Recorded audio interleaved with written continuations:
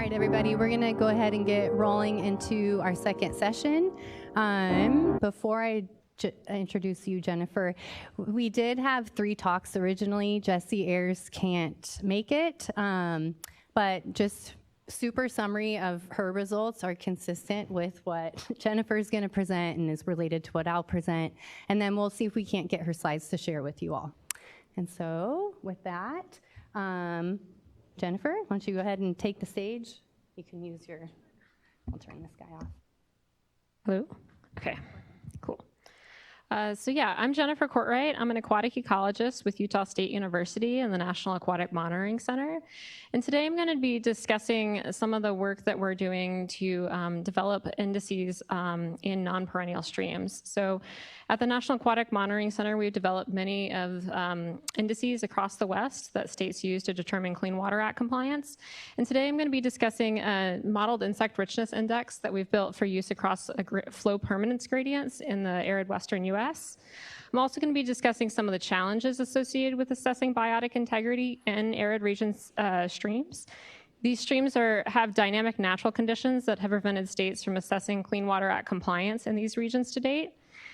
In particular, California has been one of the leading states tackling these issues. And so the California Bioassessment Index, or the CSCI, was something that we used as a benchmark to determine how our index compared and performed. So the most common way to assess Clean Water Act compliance is with MMIs, or multi-metric indices. MMIs are are measures of multiple biological traits, and they combine these into a single index. So things such as species richness or taxa relative abundances are standardized to a common scale and then averaged across. This creates a unitless number between 0 and 10 or 0 and 100. Alternatively, another approach to assessing biotic integrity are RIVPAC's O/E, or O to E indices. These indices measure departures in expected taxa composition or percent taxa loss.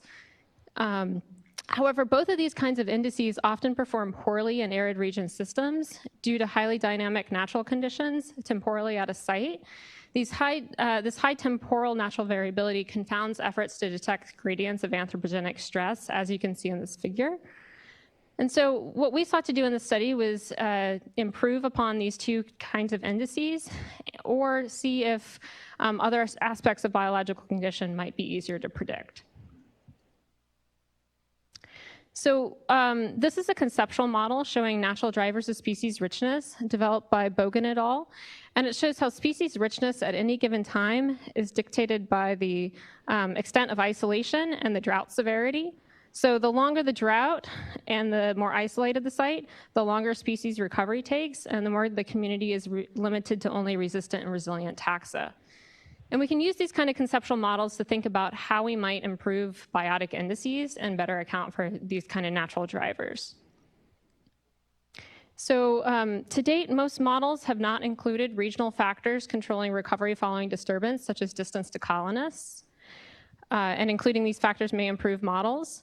Additionally, improved hydrologic modeling that better accounts for disturbance frequency and severity may improve these indices. And considering species resistance and resilience to disturbance may improve indices.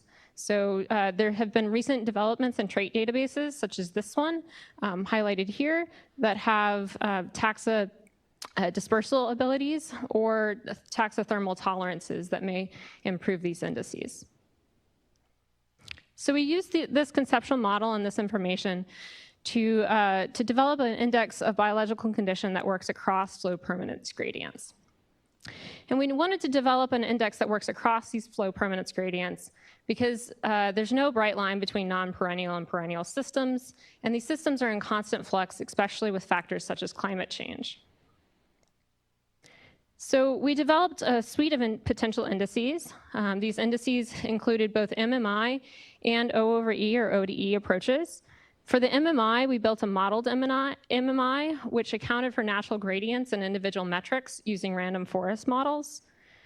For the O/E, or O to E indices, we built a traditional RIVPAC's taxa-based O to E approach. And then we also used a trait-based O to E approach. And this trait-based O to E approach took the weighted capture probabilities and weighted those by species resistance and resilience to disturbance. Lastly, we considered all individual modeled metrics we used or we considered in the MMI process. So to build these indices, we selected 382 existing reference sites across the West. And we limited these sites to sites less than 7,000 kilometers squared in watershed area because our hydrologic data sets were limited to these smaller watersheds. To select sites across a gradient of anthropogenic stress, we used EPA StreamCat variables such as %ag or road densities, and selected 95 moderately degraded sites and 91 most degraded sites. To ensure that we had sites that spanned this flow permanence gradient and to ensure that no one area was overrepresented, we stratified our site selection by 5 predicted flow regime categories. To predict natural variability in assemblages and metrics, we used 35 variables from EPA StreamCat datasets, such as watershed area and temperature. And then as measures of isolation and flow permanence, we used the NHD and calculated drainage density within a 25-kilometer buffer around each point. As additional measures of flow permanence, we used a recent data set developed by Merritt et al. That predicts reference hydrologic flow regimes across the West. And particularly, we used zero flow day metrics. So these included the % of days with zero flow over a 41-year record. And then these 5 flow regime categories depicted here that span a gradient of non-perennial to perennial.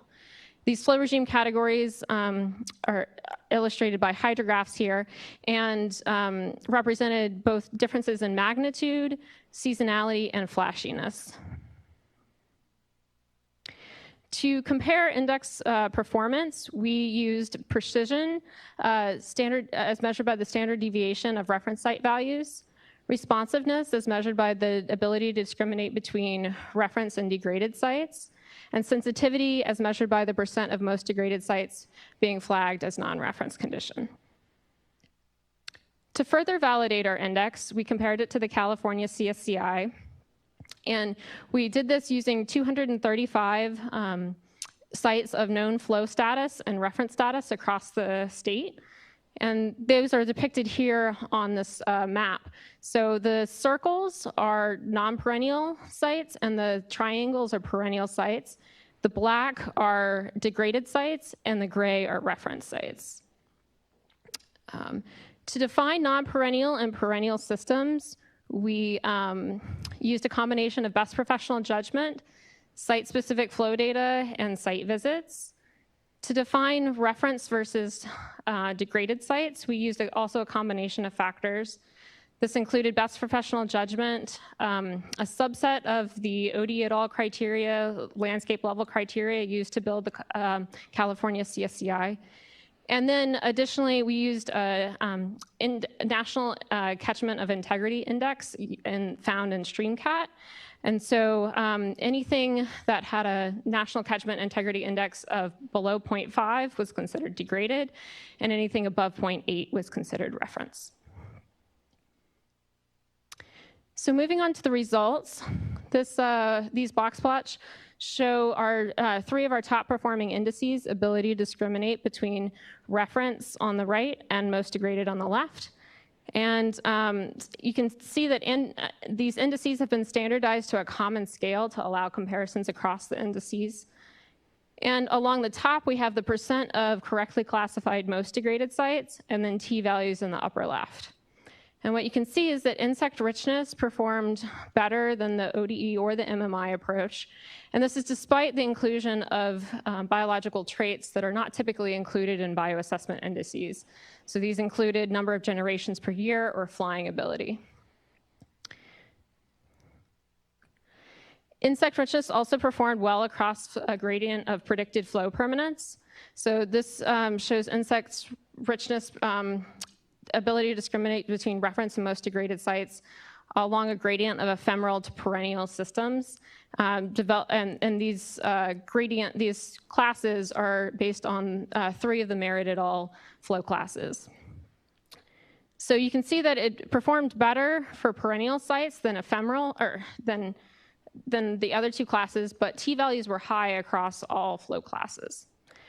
But these are predicted flow classes, and so we wanted to further validate our index using sites of known flow permanence.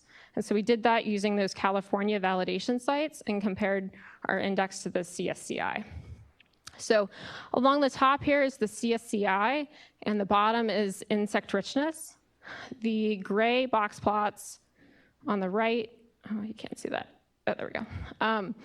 So the gray box plots are perennial, and the white are non-perennial. D is degraded, and R is reference.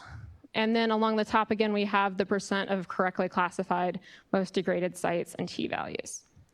So you can see that the modeled insect richness and the California CSCI both performed relatively well for non-perennial sites, with the modeled insect richness performing slightly better than the CSCI did.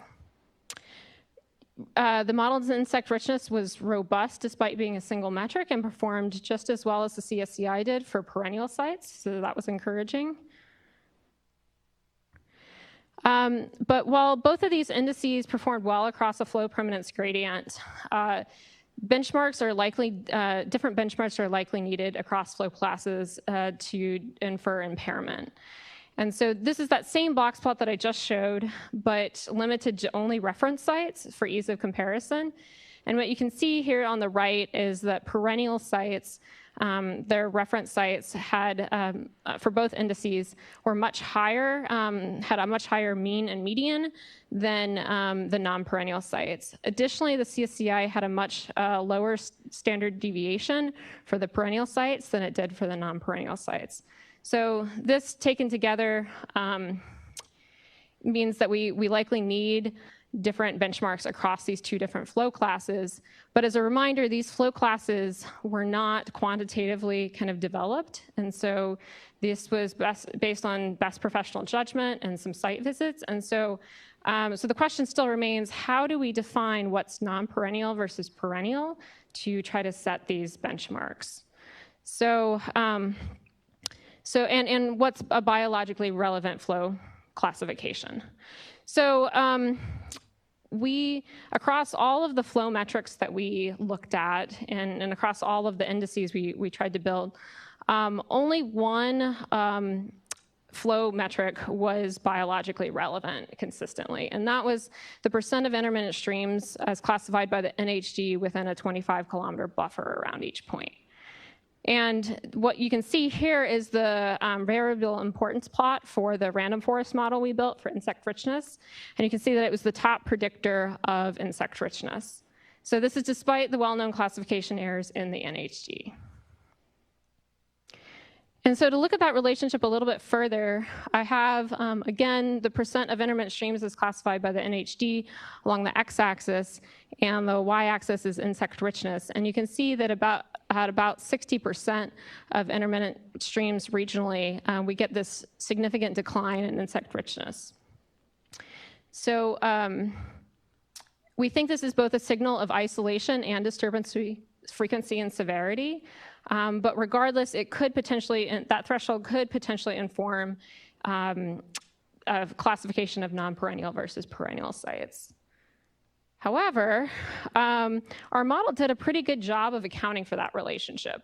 So this is the reference sites we use to build our modeled insect richness. And what you can see, and then again, percent of intermittent streams classified by the NHD along the x-axis.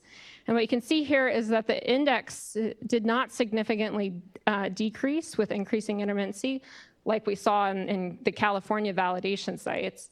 And so our model did a pretty good job here, but what we do see is increasing variability with increasing intermittency. So our predictions are getting more variable with increasing intermittency.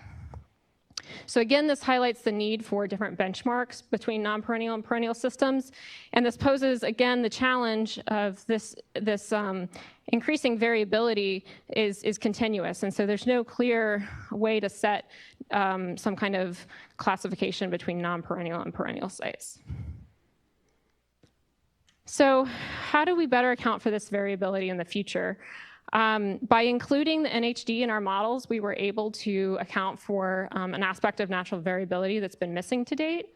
But improvements could be made, so we could look at, and the NHD did better than any of our attempts to model flow regimes based on USGS gauge data, so that was kind of surprising. But we could, in the future, look at changing our buffer size. We could look at upstream versus downstream connectivity, or look at the spatial configuration of different flow classes. We know that local measurements would likely be the gold standard, but I think that could be really challenging at these large scales for large-scale monitoring programs. So in summary, both taxa and trait composition were difficult to predict. Species richness variability was high, but it was predictable and consistent with ecological theory. Extirpation and recovery following drying was stochastic. And niche-based processes, which our current bioassessment models are built on, are likely not as important, and instead meta-population dynamics and dispersal likely dominates. Modeled insect richness is an index that should be of value to states in the West that don't have an index or a way to assess non-perennial systems. Additionally, agencies such as the BLM, which need an index across the West to assess all lands, might be interested in using this index. Modeled insect richness was comparable to the CSCI, and it was a robust metric despite it being a single metric. And it performed slightly better than the CSCI did for non-perennial systems. However, both modeled insect richness and the CSCI need some kind of benchmarks set across a flow permanence gradient. So unfortunately, we know that non-perennial and perennial systems are along a continuum. So while we were able to develop a index that works across this continuum, unfortunately, managers are still faced with the challenge of trying to classify these sites into non-perennial versus perennial or some other biologically meaningful flow classification. So again, we can see here that this increasing intermittency caused increasing variability in our index. And so where along here should we define what's non-perennial versus perennial? So with that, I'd like to get your thoughts, and I'm sad that Jessica couldn't make it because I think her talk, she might have some of the answers in her talk. So yeah.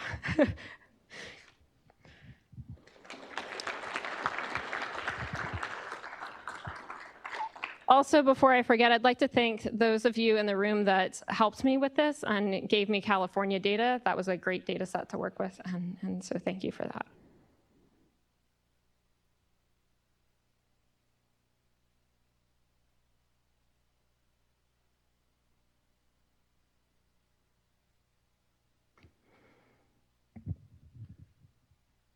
Thanks for sharing that. I think that was really interesting to hear about. I guess I'd like to hear your thoughts on some of the, what are your practical recommendations for ways we can classify our streams where we might not have good hydrologic data, and also how can we get a better handle on assessing this isolation that you're showing is so important in predicting insect richness in these streams?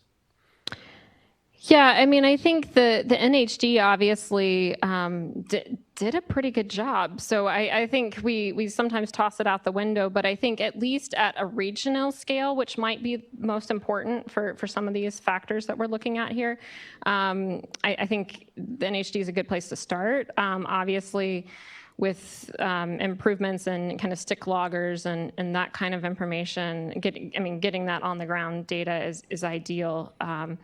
But yeah, I guess I'll say maybe I really want to see Jessica's presentation because I think she has potentially a better model. Like when we tried to use the Merritt et al. Kind of predictions, that really didn't work very well, and we're not really quite sure why that model didn't perform as well as we had hoped.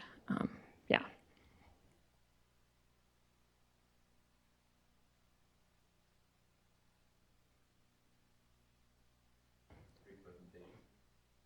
Mm-hmm.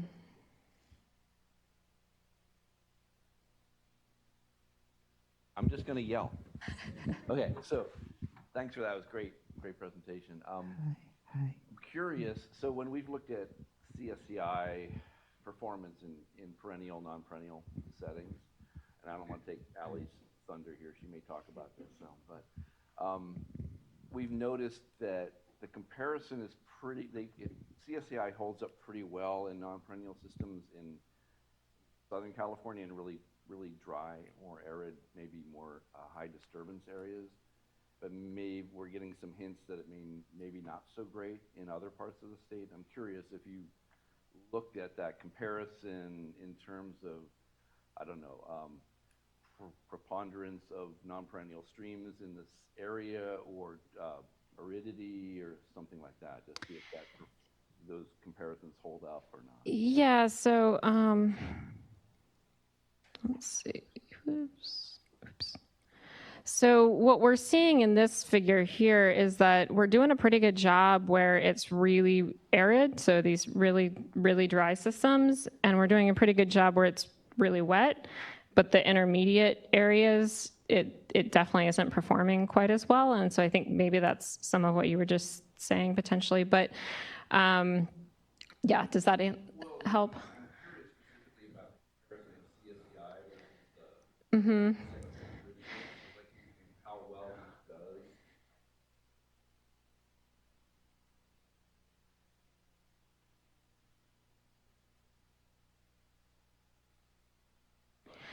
Yeah, and unfortunately, we didn't look. It was really challenging to get those sites. I mean, the California has a lot of data, but it was really challenging to get sites of known flow permanence. And so I didn't look at any kind of content. I just bend it into non-perennial versus perennial and didn't try to explain, look at any other gradients there. But that would be great to do if we have the data.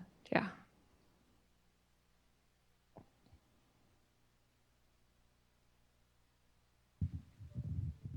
Hi, thanks for the presentation. It was great. This is a compliment to Pete's comment, and so I'm working with Jessie Ayers on that project, and I'm also really sorry she couldn't be here to present. But one of the things that we're looking at is sort of the interannual variability in perenniality or non-perenniality, and so I'm just curious if you were to look at, sort of relate the time of the observations of your biotic indicators with the antecedent hydrologic conditions for that year. I think part of the problem, sort of contributing to the noise that we see and sort of classifying perennial, non-perennial sites, has to do with the high interannual variability. Obviously, if we have perennial streams can switch to non-perennial, and non-perennial can go from very few zero flow days to many in California in particular. And so I'm just wondering how much of that interannual variability might be contributing to some of the noise, and if you have an opportunity to look at that. Yeah, and so we did include day of year in our model, and so that is consistently, so day of year was kind of a mid-range importance variable there. So we are accounting for it in that way, but unfortunately with these bioassessment models, you really need a static kind of reference condition years. So you can account for kind of the long-term, a 30-year kind of variation and flow variability, but you can't accounting for the year, the flow occurring that specific year is challenging, because then you have a moving baseline that you're working from. Yeah, Chuck. Jennifer, sometime in ancient history, we did build a model for the state of Colorado in which we used antecedent flow 3 months before the sample was taken, and it helped a lot in the eastern part of the state where we were seeing pretty poor model performance. But as Jennifer indicated, it's pretty difficult to incorporate that sort of measurement into these routine monitoring programs. But that's a very good point.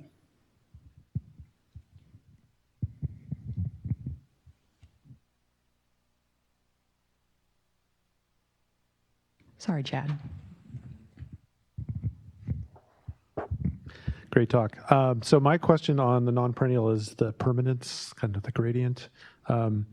Did you try to separate out non-perennial streams that might have like bimodal type of flow regimes, where they have a spring with a cessation, like then flow stop, and then potentially thunderstorms in specific parts of the arid west may drive re-wetting during the summer period?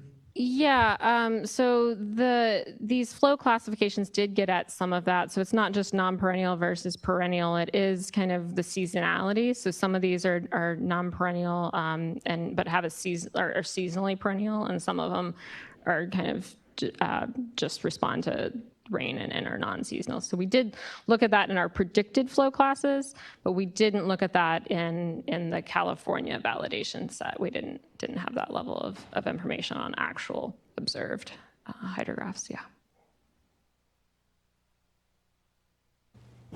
We've got an online question, Jennifer. So for flow intermittency, could you use the wet-dry durations, average days wet-dry, or within year or interannual flow variability, for example, min-max flows? I can say it again. If we had that data, we could use some of that, but we didn't have, so again, we were working mostly, our model was built on predicted.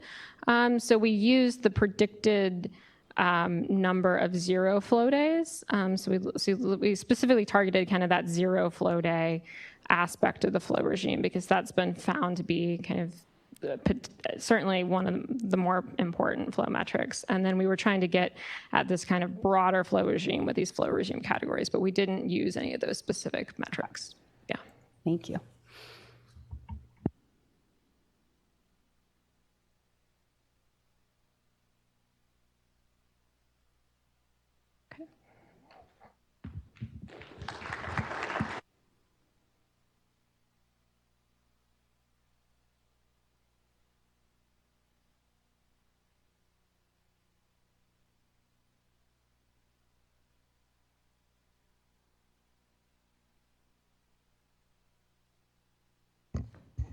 Hi, everybody. I'll introduce myself. I'm Allie Dunn. I'm a senior ES, and I'm also the statewide swamp coordinator for several of our monitoring programs, but most relevant today, the bioassessment monitoring program. Get these guys up. So I'm up here today just to kind of reflect on what we just heard from Jennifer, and if Jessie was here to reflect on her results. And just to kind of give our statewide monitoring perspective on the application of our indices in these more intermittent streams.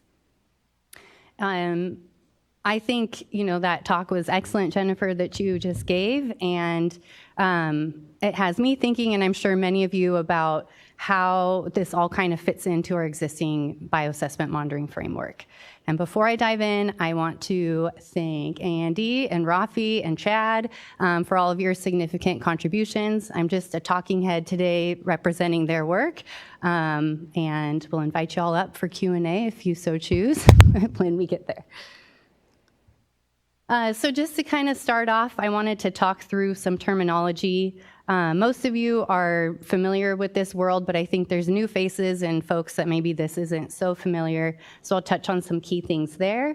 Next, I'll provide a brief overview of what we've done through the water boards, both regionally and statewide, and then suggest a few recommendations related to index application. And then finally, we'll talk about some data gaps in potential approaches or suggestions to fill them.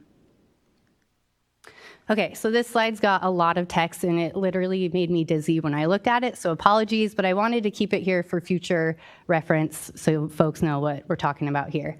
The work that I'll be talking about is most related to our reference sites, and what we mean by reference is that's the biological conditions expected in healthy streams when human activity in the environment is either absent or minimal, most likely minimal in this case. And then I just wanted to give a shout out to SWAMP's Reference Condition Monitoring Program.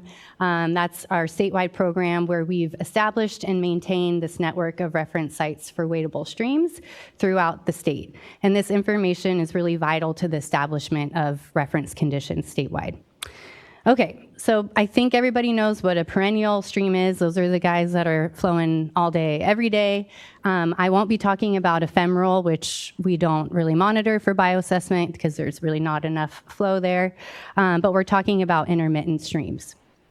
And more specifically, I don't think most of you have heard of these last two terms, regular flowing intermittent and seldom flowing intermittent.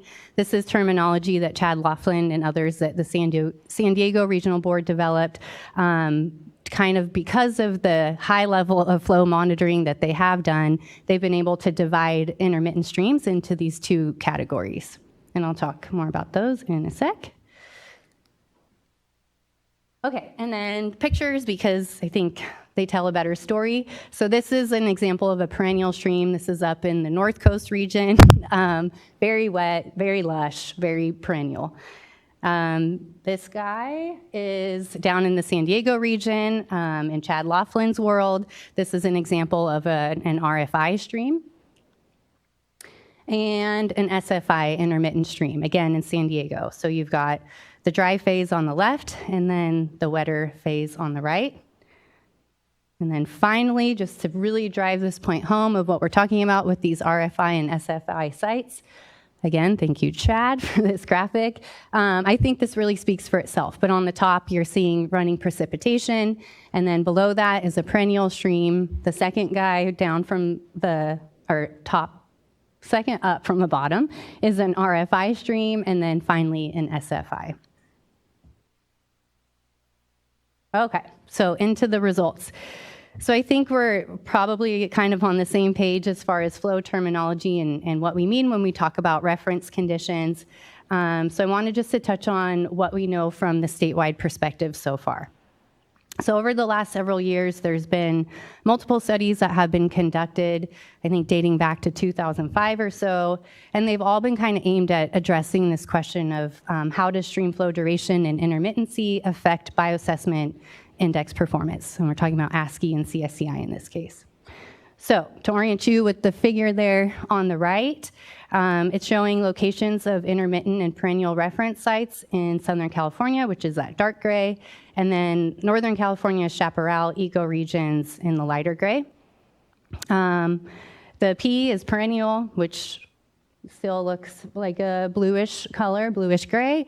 Then we've got the RFI sites, which is the blue triangle, and then the inverted triangle are SFI.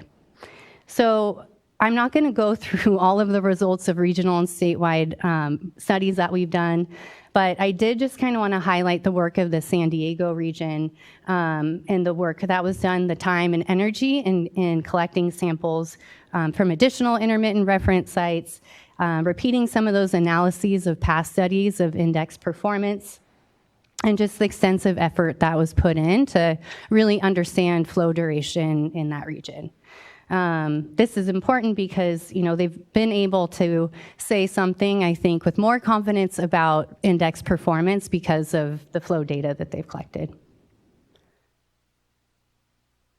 All right, so this guy then is a comparison of index scores at perennial and non-perennial or intermittent reference sites in Southern California, and specifically at San Diego and some parts of the Colorado River Basin.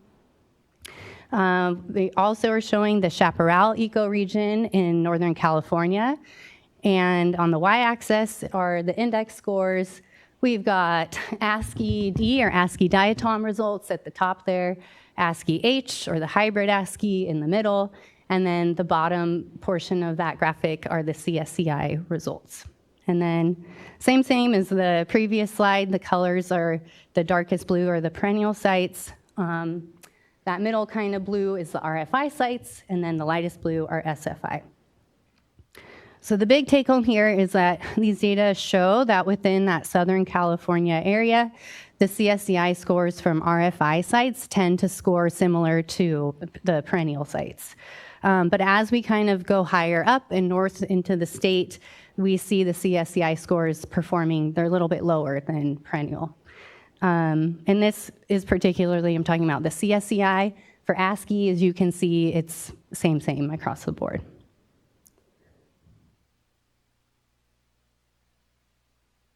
Okay, so just to kind of bring it all together then and summarize what we know, CSCI interpretability is pretty good in the San Diego and southern portion of Southern California for those RFI sites. We know some fraction of reference sites that were used to calibrate the CSCI and ASCII were in fact intermittent, with most of the sites in San Diego as intermittent. We know that flow influences samplability and that modifying the protocol can influence CSCI score interpretation. We know as you go further up in the state that performance is a little bit questionable. And then finally, we fully acknowledge the time and effort that goes into determining stream flow duration. Okay, so kind of based on what we know now, we have a few suggestions or recommendations on how to move forward. So I mentioned earlier that flow influences samplability and that modifying the protocol can impact interpretability. So we recommend that you keep using the field data SOP, which there it is. That's a beautiful picture of it, and I'll include some of these links to you all if you're not familiar where those live. We recommend continuing the use of the CSCI and ASCII in known perennial and RFI streams.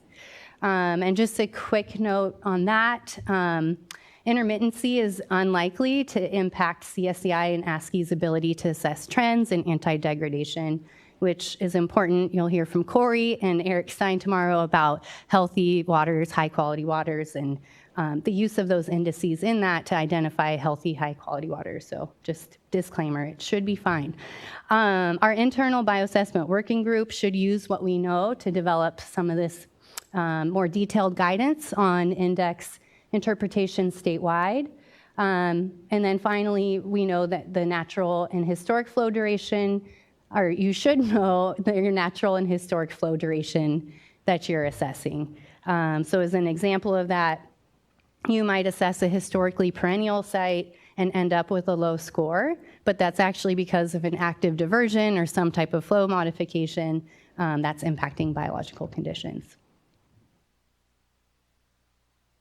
Okay, so I think, there's probably more data gaps than I'm mentioning here, but the biggies kind of fall into these two broad categories that we've binned regionally. So for regions of the state, such as the Central Coast or LA and Santa Ana and the southern part of the state, we're not super sure which reference sites are truly perennial or intermittent. So in order to address that gap, we can go out and do this review of reference sites either through field validation to determine intermittency, or if possible, doing a heavier lift similar to what the San Diego Regional Board did and just kind of copying those efforts, going out and doing these annual visits and deploying water level loggers for long-term flow monitoring. The other kind of bin is up in the North Coast, Sierra, Modoc. We've got quite a bit of confidence that those reference sites are perennial, but there's probably intermittent streams out there that we haven't monitored that are in reference conditions. And so kind of similar approach there is just getting out in the field, planning these annual visits, and doing some field validation to determine flow. And then from there, doing bioassessment monitoring and starting to collect some of that data for those sites. This is the wrong slide, clearly. I meant to put the contact information there, but it's not. So yeah, come chat with us being Rafi, Andy, I thought I saw you somewhere, Chad, folks that are working on a lot of this flow work. If you know about a site's intermittency, please come and talk with us. If you're in a region with known data gaps, so if you're in the Central Coast, for example, we could talk about coordinating and collaborating on some of the work similar to what Chad did in San Diego to really ramp up that long-term flow monitoring. And with that, any questions? And Rafi and Andy, come on down.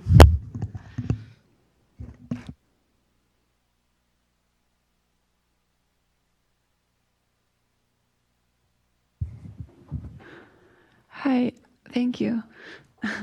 I noticed on the map there weren't any sites in the northern part of the North Coast, like the Eel River watershed or the Klamath, and I was wondering why they weren't included in the study and if there's plans to include those areas. Yeah, It's actually probably a better Andy question, but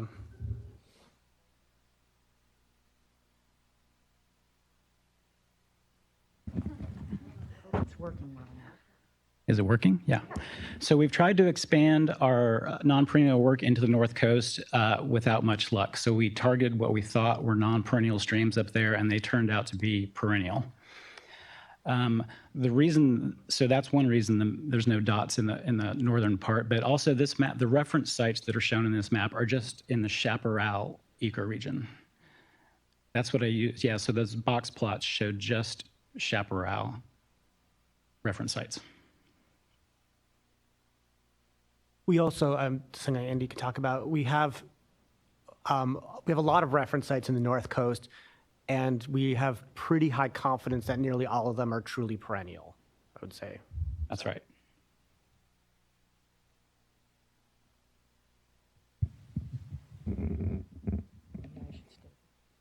You mentioned a lot of challenges of sort of doing this work and classifying intermittent streams. One challenge you didn't mention is just the challenge of measuring extremely low flows at gauging stations. And I'm just wondering, well, one, what your thoughts on overcoming those challenges are, and specifically, if and how would you see sort of wet-dry mapping be a possible complement to the way we think about classifying intermittent streams? I think you kind of answered your own question there. I think it's really, really difficult because we're great at telling just how little water there is in a creek, but there's a massive difference between a little flow and no flow. And it's not actually the amount of flow that matters. That's just hydrology. That's a quantity of water. The way it interacts with the habitat really defines what kind of bugs and algae are going to live there.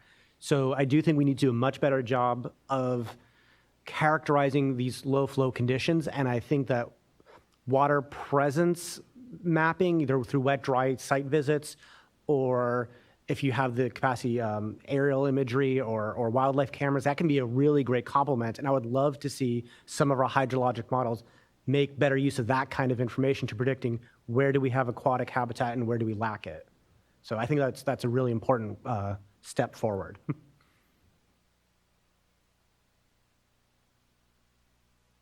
I actually want to point out that some of the folks in the Northwest have started to develop models that do exactly that based on just surface water presence observations. And I think it'd be really interesting to expand that into California.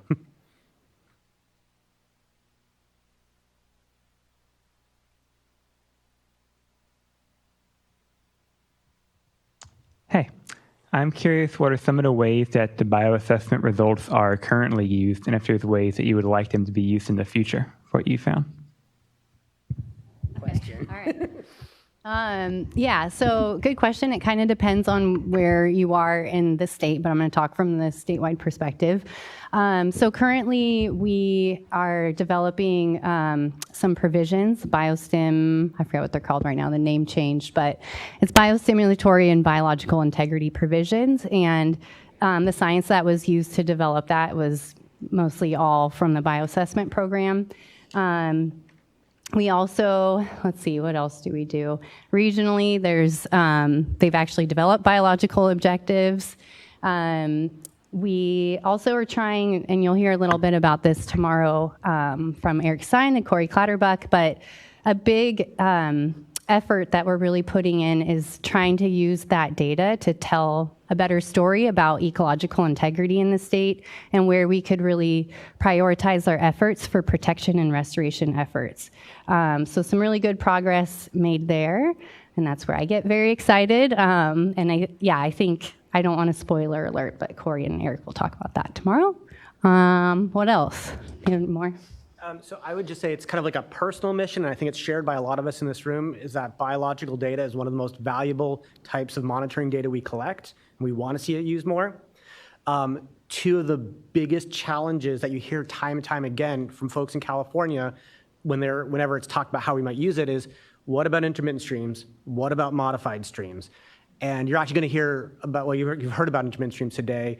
That's motivating a lot of this research to help give people more certainty about how to use that data there.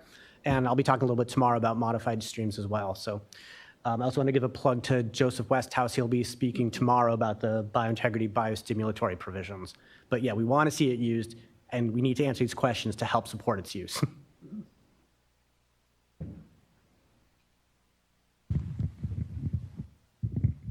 Hey, in the North Coast, we've taken some samples in streams that were they were fluid in the difference between when they were perennial, when we took samples 1 year, and then intermittent another year. And using the protocols, the standard swamp protocols, we saw really significant differences in scoring.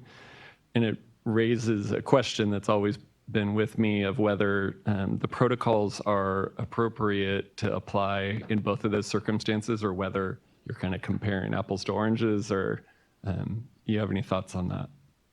Yeah, well, based on what we've kind of seen at this point, the actual sampling protocols, the collection of the bugs, you probably should use the same protocol whether your stream is perennial or intermittent, as long as you have sufficient flow to collect the samples.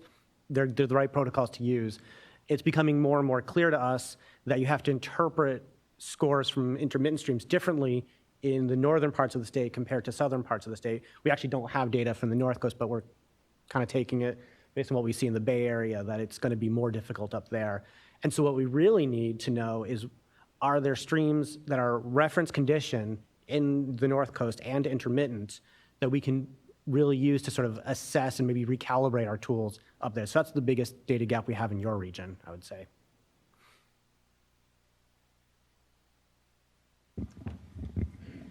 So, Rafi, I'm just going to do a shameless plug for Chris's workshop. But another way we're using the bioassessment data that we didn't mention is, as we move towards flow criteria, it's probably one of our best ways to determine whether modification of flow is having an ecological effect or an effect on the beneficial uses. So that's another way we're using it.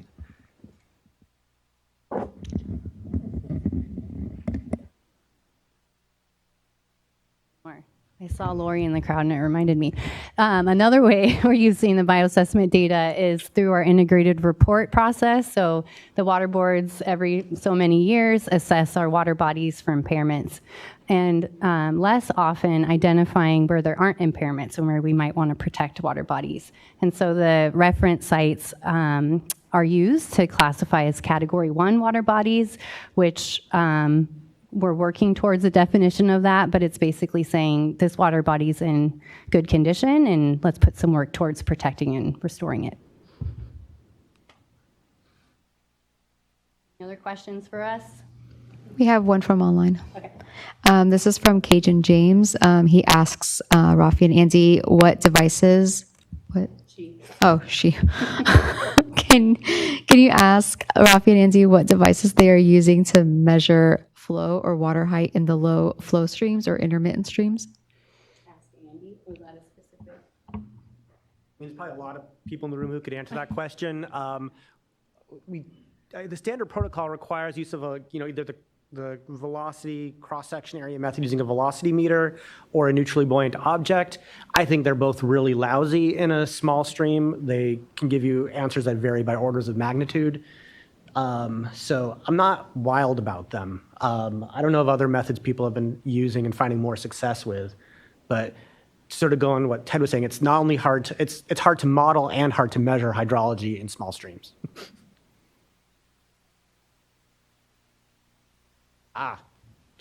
So, yeah. So I interpreted the question a little bit different. So we actually use I don't want to put a plug in for a brand, but we use Hobo. They're not tidbits. They're like U20, I think is the model number, and they kind of look like a little pipe bomb, and we deploy them in the stream channel, and that records. They're actually pressure measures, but you can calculate depth based on that, and so that's how we measure, those hydrographs that Ali showed that came from Chad came from U20 Hobo loggers. Yeah, those are really good loggers for quantifying the amount of water above the logger. A less expensive option, which is just for water presence, they're called stream temperature and intermittency and conductance loggers, or stick loggers. There's an article by Chapin that describes how they're constructed. They're basically a post-market hack of light meters produced by Hobo. They're a lot cheaper, and they're good because, well, not just that they're cheaper, but they'll give you a less ambiguous answer about these low flow conditions between dry and wet. Every logger has its challenges. None of them are perfect. They all can get lost in a storm or due to vandalism. So there's nothing perfect, but I'd say use a lot of methods. I know the state of Arizona has been using wildlife cameras very heavily with photo image interpretation, which I think is actually a really cool method, but doesn't work everywhere. And Rafi, I can chime in. For San Diego region, we've been doing paired loggers for each site, the Hobo water level loggers, and also connectivity loggers, not the sticks, but connectivity. And it seemed like the question was getting a like low gradient streams. Is that what you said, Shuka? Yes. Yeah. Yeah, I think for deploying loggers in kind of sandy low gradient streams, there's a lot of challenges because it just moves. So I'd recommend using game cameras in that kind of situation.